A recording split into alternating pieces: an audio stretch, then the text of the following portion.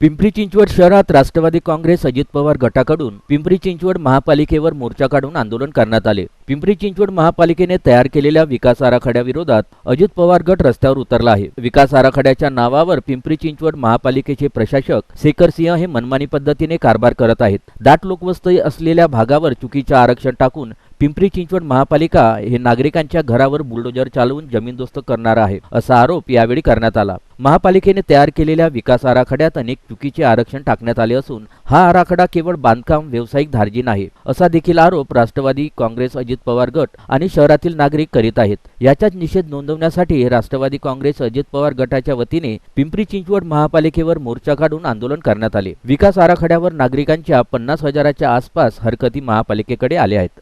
राष्ट्रवादी काँग्रेस पिंपरी चिंचवड शहराच्या वतीने आज प्रशासनाने जो डीपी लादलेला आहे पिंपरी चिंचवड महानगरपालिकेवरती तो रद्द करण्यासाठी हा मोर्चा खरं तर इथं आयोजित केलेला आहे।